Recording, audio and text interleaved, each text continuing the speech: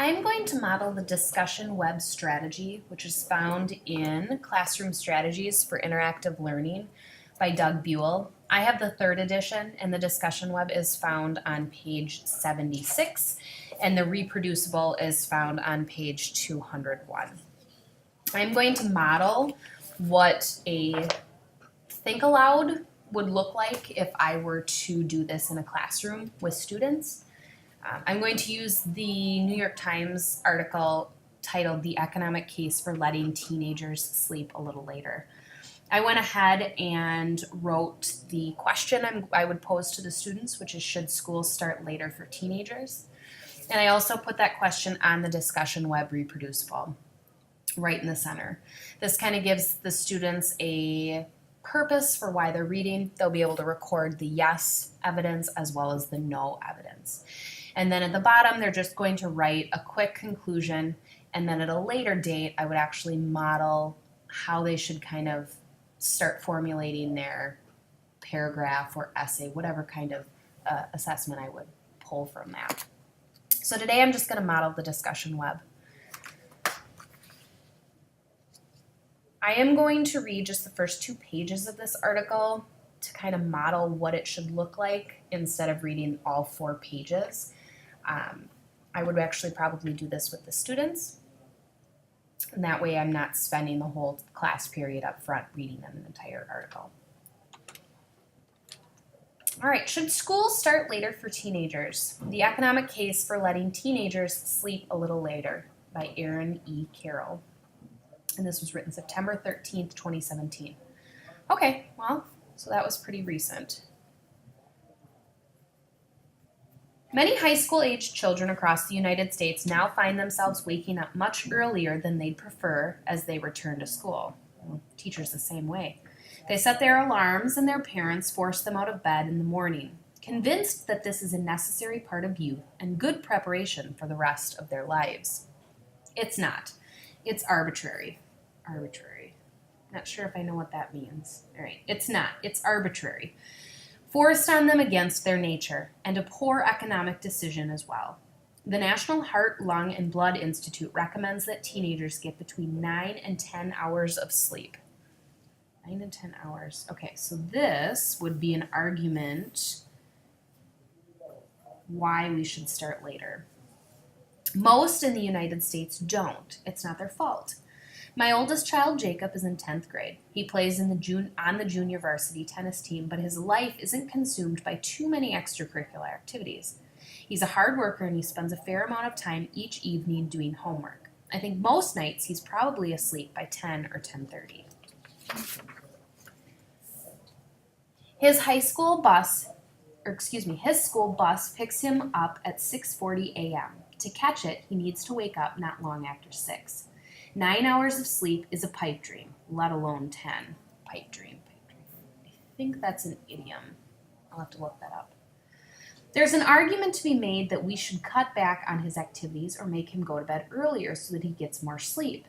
Teens aren't wired for that, though. They want to go to bed later and sleep later. It's not the activities that prevent them from getting enough sleep. It's the school start times that require them to wake up so early.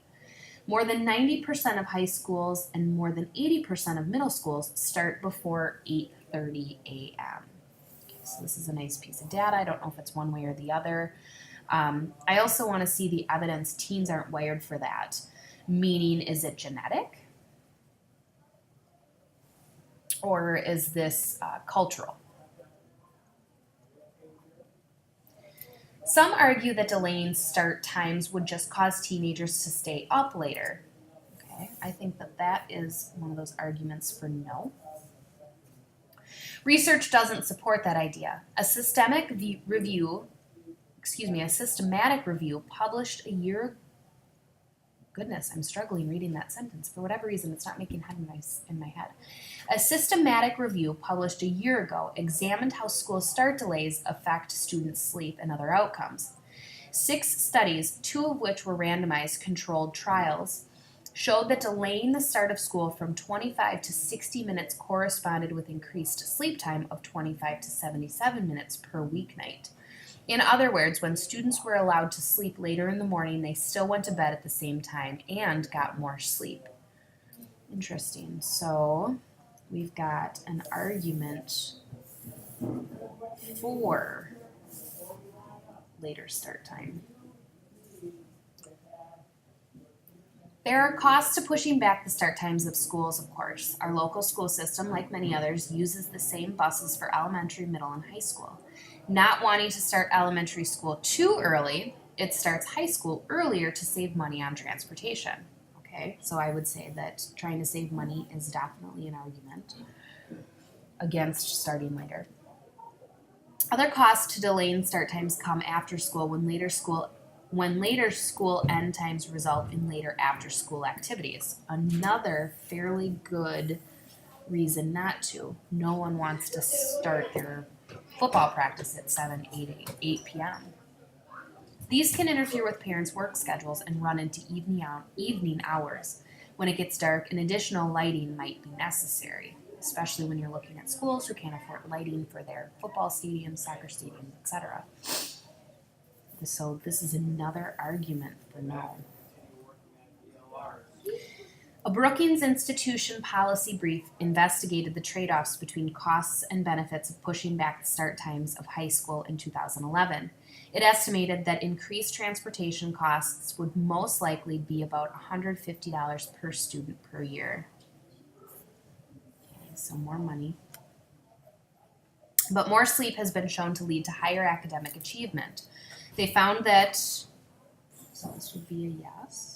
They found that the added academic benefit of later start times would be equivalent to about 2 additional months of schooling, which they calculated would add about $17,500 to a student's earnings over the course of a lifetime. Thus, the benefits outweighed the costs. So now we've got another piece of information towards yes. Okay, so now that I've gone through and I've modeled what my thinking was while I was reading this article, and I had a purpose for what I was looking for while I was reading this article, I can go and transfer this information into my discussion web. I also want to make sure that I look up the word arbitrary because I'm not 100% sure that I know what that means. And also, 9 hours of sleep is a pipe dream. I want to look up that phrase pipe dream because I'm not 100% sure that I know what that means either. I think I do, but I still want to make sure that I know what that means. So now I would go through and I would transfer all of these quotes into the appropriate column. So we've got the National Heart, Lung, Blood Institute.